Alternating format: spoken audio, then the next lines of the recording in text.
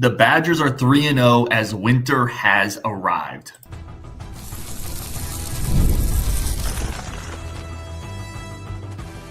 You are Locked On Badgers, your daily podcast on the Wisconsin Badgers. Part of the Locked On Podcast Network, your team every day.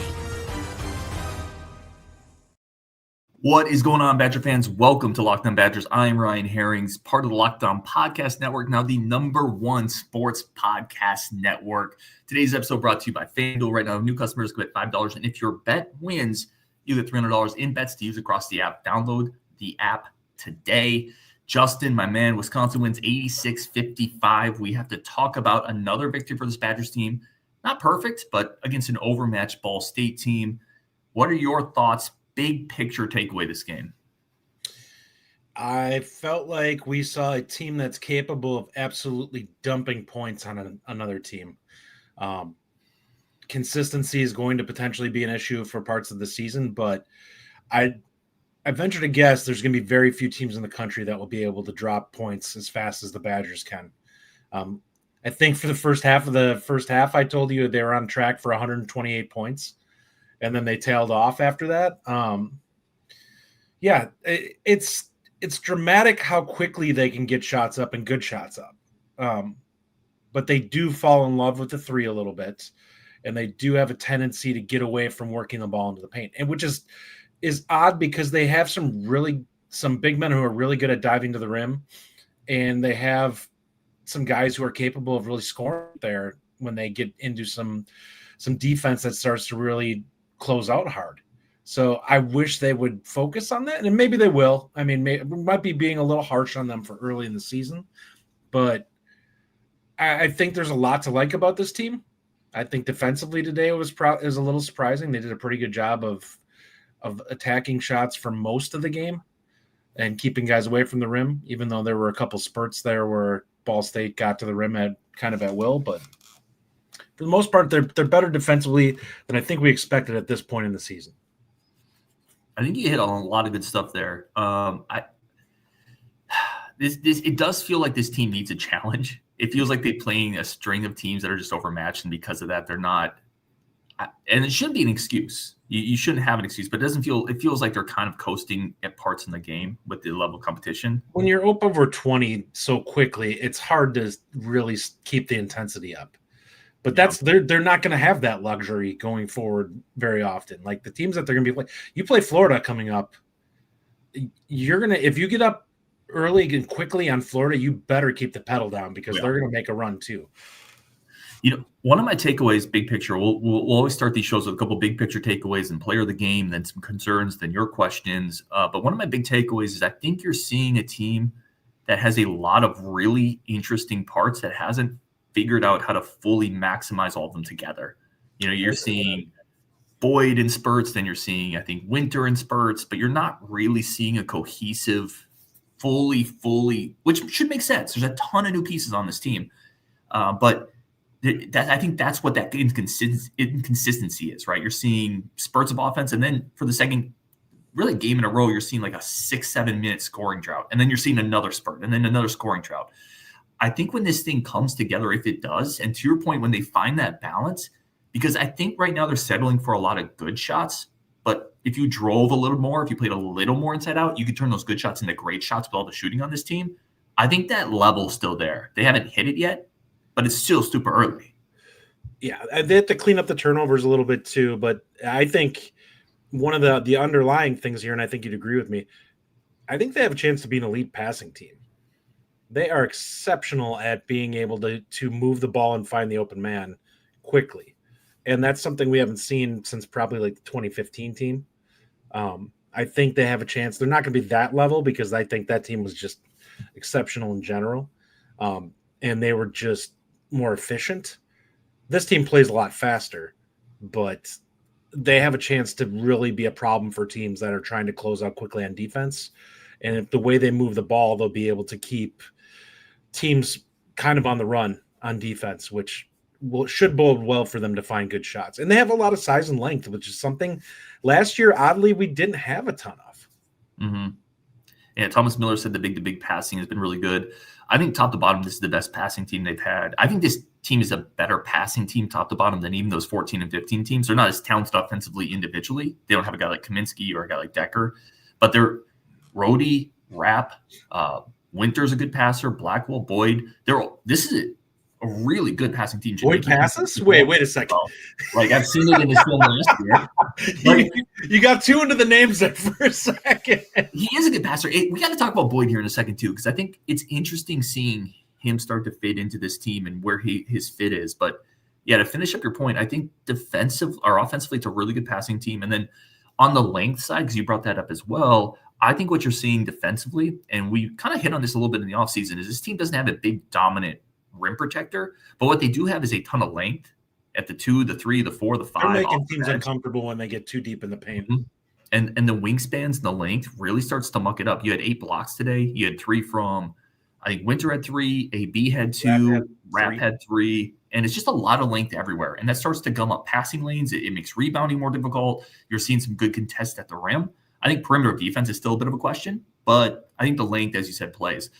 Let's talk Boyd for a second. So Boyd is interesting to me. Last year, Boyd's usage rate at San Diego State, and again, caveat, we're 3 games in, so this is a very small sample size. Boyd's usage rate at San Diego State last year was about 24%. He's about 35% so far through 3 games for the Badgers this season. Had 12 shots today, led the team for the second straight game in shots, 0 assists from your point guard. The balance isn't quite there. And what you don't want is Boyd to necessarily second guess every shot he takes, because this offense is predicated on if you have an open shot, you shoot the shot. But what I think is missing is Boyd wasn't brought here to be just a scorer. He wasn't brought here to be a spot up shooter. He was brought here to get in the paint and facilitate for the other weapons on this team and also score. That balance has to come still. Do you think they had other things that they were trying to focus on working on in this game? I feel like, and you mentioned this during the game, that he's going to be a pretty big focal point in the pick and roll game. And I haven't seen a ton of that yet. Mm-hmm. And I'm wondering if they're waiting for that a little bit to let's not overplay this too much, knowing that it's going to probably have to be a big part of what we do against some of the better teams that we play coming up here.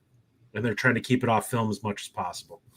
It's possible. It still is just a little odd to me that we're not seeing him get in the paint more and kind of distribute a little bit more. Like, listen, maybe the team looks at him and says, we actually want him to be more of our primary scorer, and Blackwell, Rhodey, those guys will be more facilitators, but I just don't think that's the case. And I don't think so either. But it is weird, right? Two straight games, you're kind of seeing the same version of this.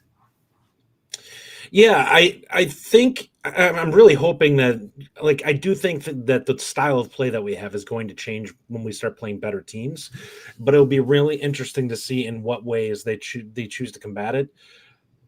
I think we do a pretty good job of passing right now. A lot of the things that longer, more athletic teams are going to create, some of the stuff that we're doing right now is not going to translate. They're going to cut off angles. They're going to make it a lot tougher, and we are going to have to tone it down a little bit and be a little bit more rigid and focused on offense than what we're doing. I don't think we'll see a massive drop off in scoring, and maybe we'll get a little bit cleaner with some of the things we're doing, but they're definitely going to have to change some of the things that they're doing that just won't translate going forward. I think a great example of that is we're not going to get and Charlie, I want to hit your comment in a second. I think it's a good one. We're not going to hit the consistent big to big, high-low action against more athletic, longer teams. We'll still get it, but against teams like Ball State, Northern NIU, we can just get that almost whenever we want because of how they're playing us and because of the size matchups. When you start playing a Michigan State, a BYU, that's going to be harder to get, and you're going to need to manufacture more points, which comes into your point guard getting in the paint and setting up the other guys. Charlie Anderson, a good comment here, says Boyd will settle in, taking advantage of a weak opponent and getting his shots. I do think he'll settle in some, Justin, but I actually would have loved in some of these weaker opponents for him to get in the paint and really get Rapp on a heater, really get some of these other shooters on a heater. He got himself, and that's exactly it. He kind of got himself on a heater, and it's you really could have facilitated in these first few games and got things flowing with those guys to get everyone's confidence up. I mean, he still could obviously do that in those other games, but I think it would have been better for him to kind of get comfortable in that role, and then kind of like we talked about with Blackwell being able to let the game come to him a little bit. I would like to see him let the game come to him a little bit more on offense. He seems hell-bent on attacking and being a scorer. And after those first couple of shots in this game, it would have been fine. He was 3 for 5 to start. Okay, now settle in and facilitate for a while. Like you got yourself going. Now let's get everyone else kind of reeled in on it. And also point out, I think to some degree we're both nitpicking a little bit because it's early season. This wasn't like a 30-point win. Like, we get it. We're nitpicking, but the level of competition ramps up dramatically. Mm-hmm. And this team, while I think it's really good, I think it's really good. I think there's still things to clean up if this team's going to hit its ceiling. And that's kind of what we're talking about here. You have to continue to improve. And I think part of that is going to be being the version of what we saw at San Diego State a little bit more. But still, 30-point win, dude, like team's 3-0. We got to take a quick second. We're going to come back. I'm going to ask Justin a little bit about the other players on this team, the depth guys, what he thought of Garlock, what he thought of AB, some of those other pieces around the big three. Do that next on Locked On Badgers. But first, a quick second for our friends of the show over at FanDuel. FanDuel is our incredible sponsor right now. NBA season's going on. College football is obviously going on. All sorts of stuff are on FanDuel. FanDuel is an incredible opportunity for you to get started with the NBA season. Right now, same game, our live in-game parlays allows you to do any type of betting during the game. Even if the team is getting out of hand, the game's getting out of hand, you can still use those live in-game bets, same game parlays, plus futures, teasers, parlay spreads, all over on FanDuel, the official sportsbook of the NBA. Always do responsibly, but a great time over there. Plus, a great new offer. If you bet $5 as a new customer, you can win $300 in bonus bets over at FanDuel. Download the app today at FanDuel.com. Get started in on the action at the official sportsbook of the NBA. Justin, let's come back into this. Who else impressed you? I know you talked a lot about AB in the Discord. Do you want to start there? I mean, he's a machine. You love him. You love him.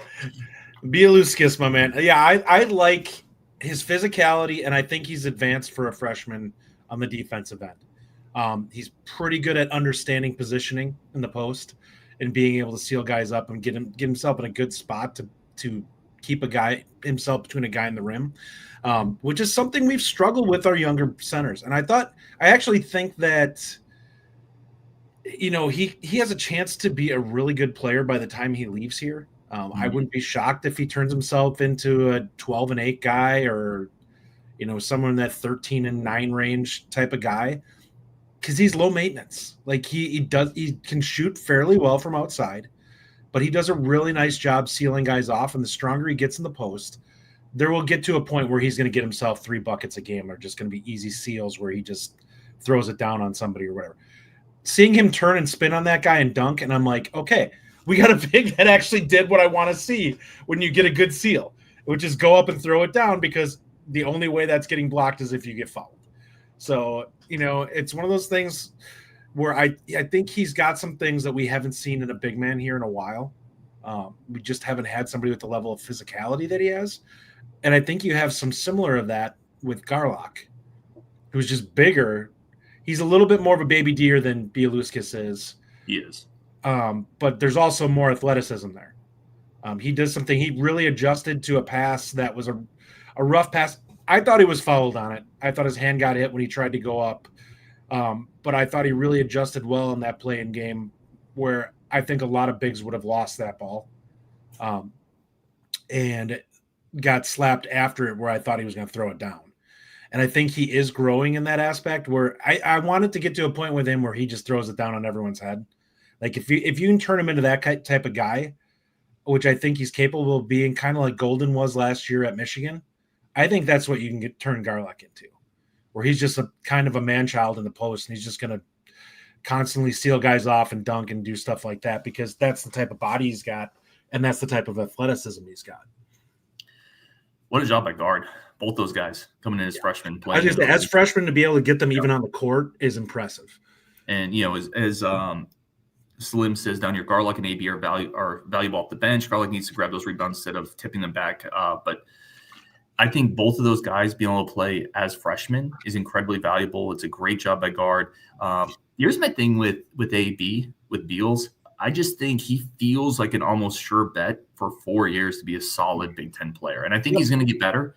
I think the ceiling's maybe a little capped, but he feels like a guy who, by the time he's a senior, is going to be like 10 and 6 and shooting a pretty good job. Maybe in a low maintenance. I think it's a great point you made. I think he is a low maintenance player that's going to be able to do a lot of the little things.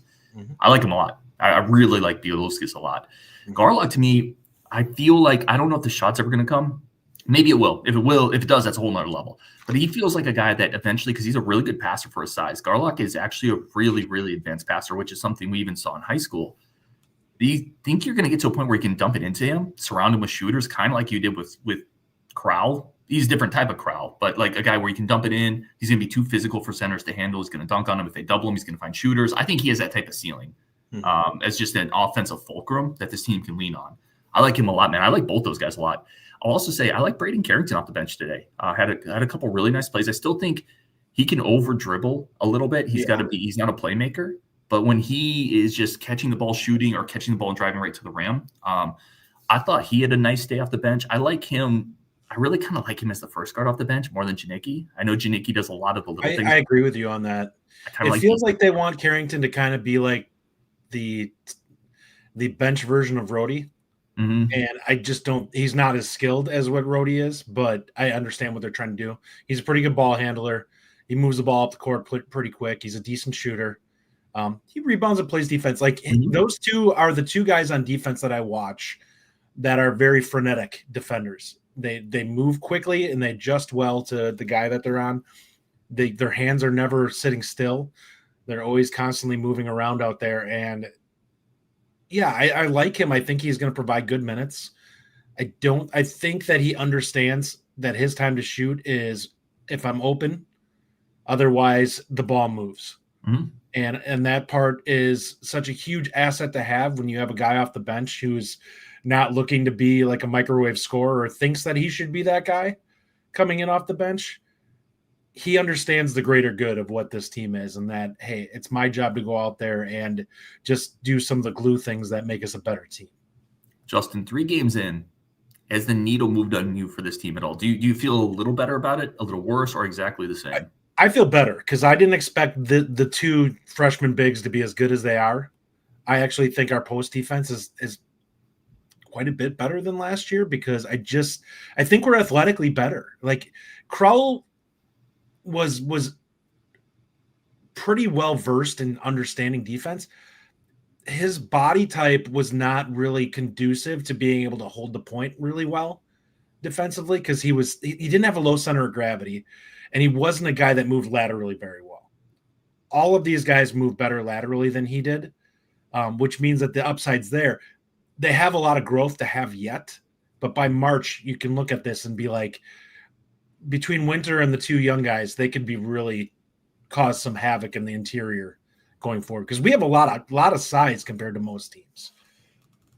Yeah, I'm with you. I feel better about this team. I certainly did not expect Garlock to be playing at this level at this point. Bielowskis looks better. I love the game of Andrew Rhodey. I wish Rhodey would get the ball a little bit more in situations where he can be a decision maker. I wish he would score it more too, because I think he's got a pretty good stroke. He has got a beautiful shot. He's a great passer. I love everything that Andrew Rhodey kind of brings to the table. I think this team is better. Like this team has played really well, has scored. I mean, they won by 30 today, and Blackwell, who I still nominally think is the best player on this team, barely got involved, and they won by 30. I mean, this team's not clicking on all cylinders, and they are dropping. No, not remotely. I think this team's ceiling is they could go out there and they could play somebody good, and they're skilled enough offensively to drop 90 on somebody. Like if they get into a really frenetic game, they're skilled enough and they take good enough shots when they're running up and down the court that much that there'll be a game where they win like 90 to like 82 because the other team just can't be as efficient as they can moving that fast. A-Bug says Winter was great today. Winter was great today. Winter was efficient.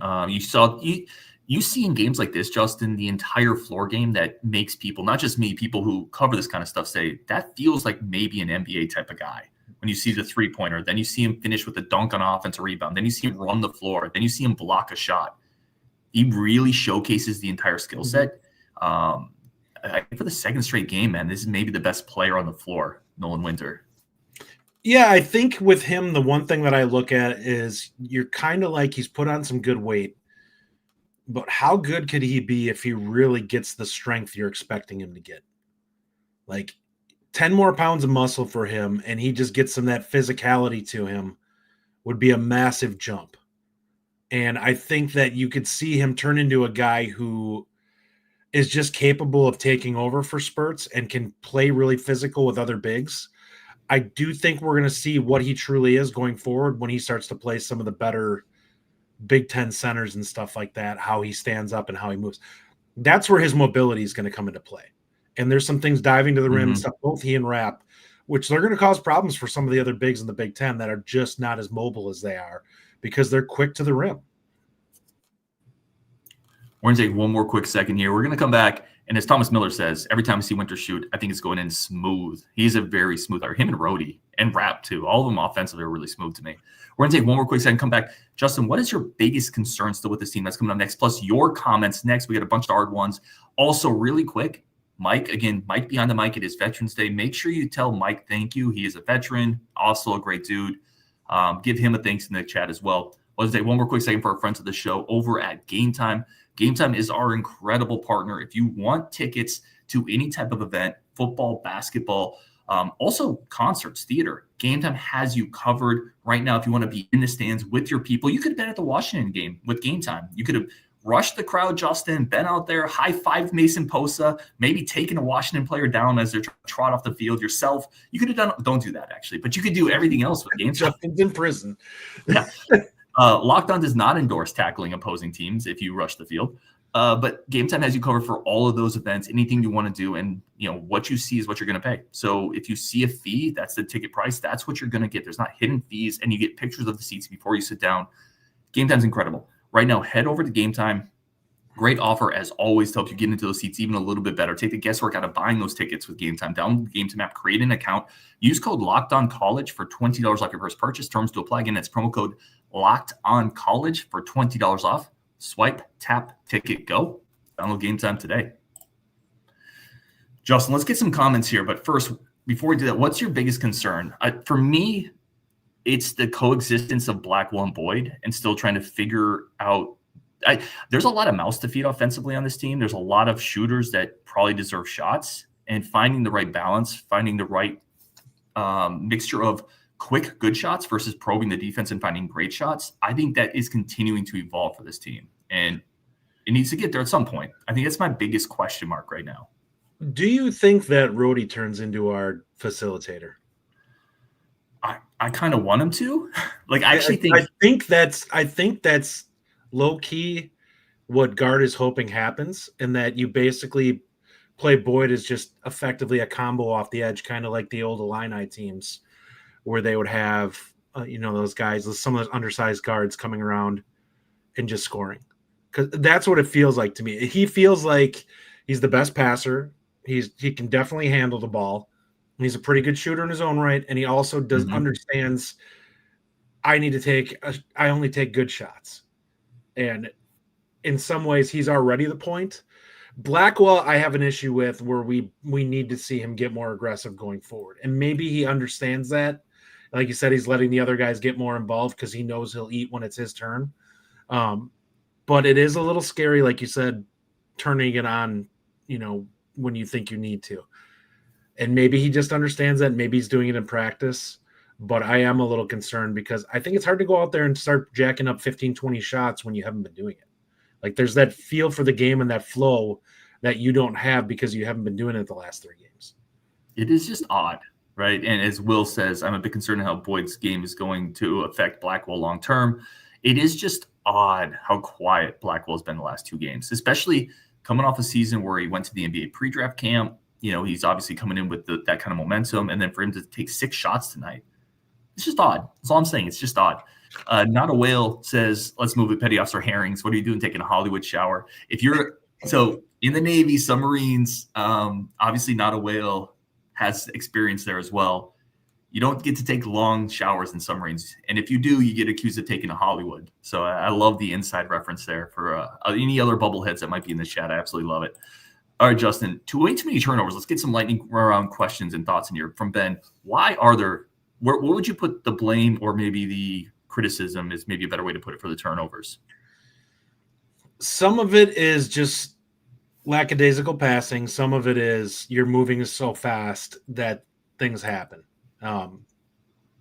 I think we're going to see an uptick in it simply because of how aggressive this team is playing, where you're going to see more turnovers than we're accustomed to.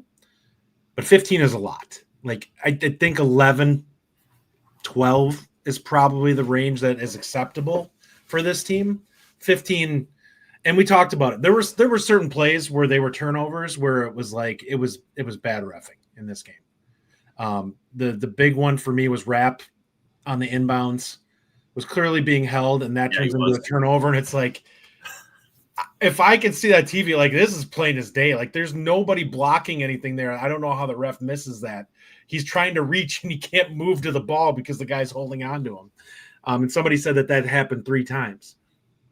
Okay. I don't think that's going to be the norm, or I do think better refs are going to catch that, which is probably the case. I mean, we're up 30 points. They probably don't really care in a game like this. As crappy as that is, I wish they would have called this game a little cleaner. I don't think they were probably as much, because I did say it, you and I were talking about free throws in this game, and I do think that that's a concern to me a little bit. We need to get to the line more than we have, because we need to put more pressure on the other team to keep their guys on the court. And there's going to be a couple of teams that we're probably going to want to attack this season and get some of their depth out of the way. And right now we're spending way too much time shooting from the outside. Now, they weren't bad today. I think they were almost 37%, which is probably where I would say I'd expect this team to be around by the end of the season. Like, there's some pretty good shooters on this team. I think that's a high end of average type of 3-point shooting team, which, with how fast we're moving, is a pretty good percentage. I think the thing with turnovers too, and I remember going to a clinic and a coach talking about this. Some turnovers you can live with and some you can't. You could have 15 turnovers in a game, but maybe they're the type of turnovers where you're pushing the ball, and it's maybe just some of the turnovers we had just trying to feed the post on kind of a relatively simple post entry. Those are the turnovers you can. If those are unforced, those are simple turnovers. That's where this team has to get better. I do think people need to realize, to some degree, this team will play with more turnovers than previous bull riding teams, because they're going to play with more pace. And those two things will just go hand in hand. I promise you. You will have we scored 86 tonight, and I didn't feel like we shot hot at all in this game. Outside of that first stretch, I agree. Yeah. So turnovers will be a part of this offense, but they have to get rid of the simple ones, the unforced ones, which I think there are too many of those today. Go Pack Go says Boyd Blackwell in balance right now. If they can remedy this, watch out. I agree. We talked about this a little bit, Go Pack Go, but if they can find that balance, I think some of it is going to be what I would love to see happen is for these two guys to stagger themselves a little bit, right? So when Boyd goes to the bench, then Blackwell takes over more of that aggressive role. I think you can stagger it so one of those alphas is always out there and is always kind of the apex point of attack ball handler. I think that's how it needs going forward. Yeah, I would like to see that going forward. A bunch of questions with Boyd Blackwell, which I think we hit. Let me keep going here. Justin, Isaiah Pace, huge front court. 4 dudes who are 6'10" and athletic. Will be a fun season. Is this your potential favorite front court for the Badgers in a long time? Yeah, I would say that there's the most upside and we have the most depth. Like, I don't think you feel terrible if, say, Garlock had to give you 15 minutes in a game because we're in foul trouble. I think he's athletic enough. He's going to have some stupid fouls this year, especially when he starts playing more physical bigs who are going to get into him a little bit more. He's going to have some reach fouls and stuff like that happen. But he's like the other 3 guys I feel pretty good about in terms of them understanding what they're doing.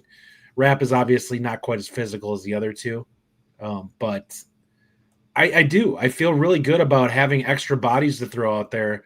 Like we talked about it. Do you think Bialuskas could be effectively what we got from Carter last year? I think it's not far off. Different? They're different, but I mean, he's going to rebound pretty well. He gives you some interior defense, and he gives you a little bit outside shooting. He can be that type of role. Yeah, I like him. I really do. I think Carter gave you a little bit more defensively. He definitely gave you more defensively, but I think Beal's more advanced. Yeah, he's just he's a little quicker too. Like Carter was just quicker on his feet, a little lighter on his feet, but he's a better athlete.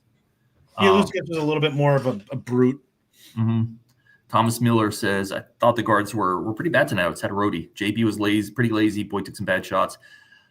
I don't think they were great, Thomas. I don't think the guards were great today. JB, I'm telling you, Blackwell just looked a little disinterested. And there were moments, I remember specifically early in the second half, they swung the ball to him on the right side. He had a one-on-one, and then he just kind of took a couple dribbles and passed it back out.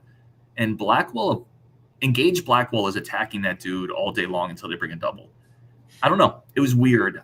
Boyd, I thought Boyd was okay. Again, I want him. He can't finish with 12 shots and 0 assists. I'm sorry. I love Boyd. I think he's a huge part of this team. I think he's a massive part of what we're going to do this year. He can't finish with 12 shots and 0 assists. So I don't fully disagree with you. I thought Rhodey was pretty good. Justin, not a whale. This team is fine. Should be a Sweet 16 team or better. Are you still on that track? Sweet 16 team or better? Yeah, I think there's not going to be many teams in the country that can stay with them when they're scoring like this. It's just, and the defense is better than I think we expected. I think the defense is probably better than what we had last year right now. And I think you have a lot of pieces that you can use in a variety of ways with this team that we didn't have last year, where we were pretty, starting five heavy. There's pieces off the bench that may not be scoring heavy, but they do a lot of other good things on the court. And I think that's where you get away with some of it is, you can put Garlock or Bialuskas out there and they can be out there and give you productive minutes without having to give you points. And you have some of the other guys like Carrington's not he's a pretty good defender. Can hit the occasional three, but he's also a guy who can bring the ball up the court and do some things. So there's a lot of pieces on this team that we didn't have last year that help. And that honestly, I don't know how much bench scoring we truly need with this team because they score so quickly and so much. Anything that you get from the bench is just kind of a bonus. Winning Gambler says, I bet Justin a case of the Badger beer, no Sweet 16. I don't know if you want to make a bet with a guy called Winning Gambler, Justin. That feels like an iffy proposition. It's tough in March, but yeah. Will Hanna says 0 assists from your point guard is a joke. That is ridiculous. I would agree. Yeah, we hit on that. I think you have to. It needs to change. Has to have a few more assists there. Let's keep going here. See if there's anything else that we definitely missed. This is a good one for Mitch Ames. Delicate balance between what a good shot is when you're coaching for quick shots. This is something that the team is going to have to find that balance all year long. For everybody listening, they want to shoot fast. They want to have a green light. It's really hard then if you have somebody taking those shots and they're missing a couple of them as a coach to say, no, we actually don't want that. So to some degree, it comes on the players to try to find that balance, because last year's team was partially so good because they shot threes, but they also shot a crap ton of free throws. Mm-hmm. Like, you need both. Well, to be fair, mostly Tanjay. Yeah, for sure. But you got to replace that. Not all of it, but I agree. Some of it. Yeah, you can't be taking 8 free throws in a game. You need to be – ideally, you want to be closer to 20. I'm not going to get to all these, and I apologize, guys. I'm in a hotel, so even with Mike managing stuff, it's a little trickier for me. So we'll probably wrap there unless there's any other – Mike, was there anything else that you thought, even looking at here, you're like, we definitely should hit that comment? I kind of put you on the spot there, so I apologize. Well, Mike maybe finds a last comment or two. Here we go. Comment here on Hayden Jones. South County 1339 saying that they're not impressed by him. He's a true freshman guard. Like, he probably shouldn't be playing this year.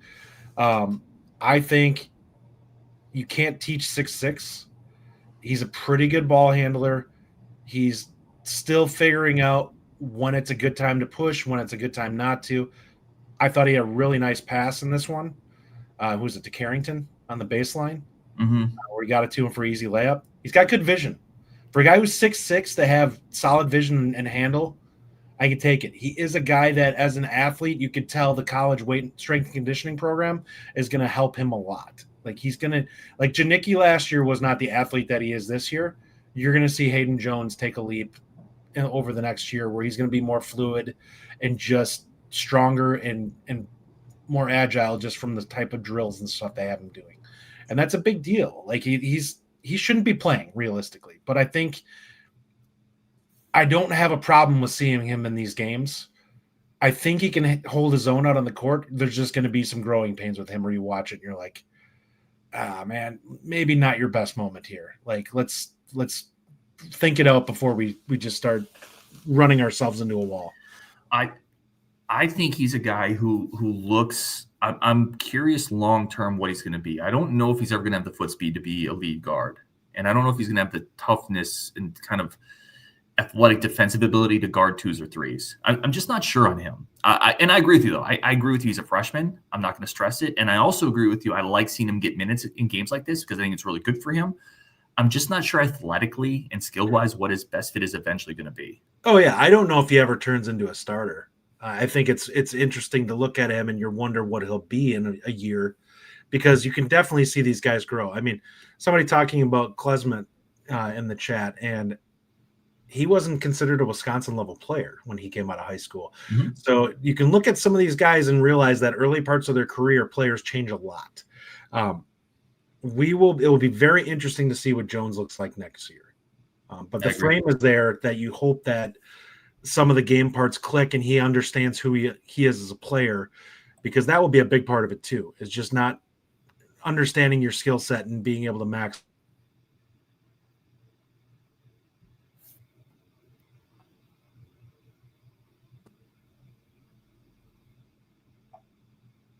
I lost you for a second, but you're back. Yeah. I got you. You too. I lost you too. This is probably a sign that it's time to wrap it up, as my hotel Wi-Fi is straining under the cavalcade of the avalanche of comments. Clint says, did they not mention on the broadcast Blackwell was hurt? Did you see the brace on his hand? I'm going to be honest. I didn't notice it. Didn't remember them saying he was hurt or not. And maybe he was. And maybe that's why. So that's a good call out if that's the case. The last couple of stored comments here. Okay, let me get to this, Jay. He says, turn your ball caps around. You guys aren't 18. Ken Griffey, the kid, wore his ball cap backwards, and it probably still is doing it. So if he can do it, I can do it. I don't want to hear none of this nonsense, turn your cap around. Hey, we could be Cam Newton, for God's sakes. Let's be happy we're not doing that.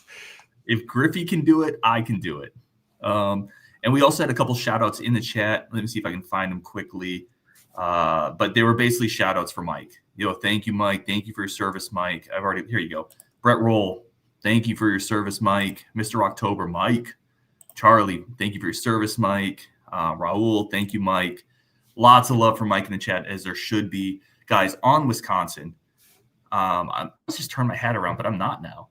On Wisconsin, appreciate all of you guys and gals so much. Badgers are 3-0, a lot to celebrate. Happy Veterans Day to absolutely everybody. As Slim says, thank you for your service to our great country. I'm going to extend it to every vet for sure. Justin, thank you for jumping on. Go check them out on the Bucket Report, as always. On Wisconsin, Mitch says, Ryan, you're good, but Ken Griffey Jr. I mean, not at baseball, but he's no Ryan Herrings at EA Sports. Like, we all got strengths and weaknesses. Maybe he is. We'll wrap it up. He probably is, actually. He's probably a killer. All right, we're wrapping up there on Wisconsin, and we will talk to you guys later.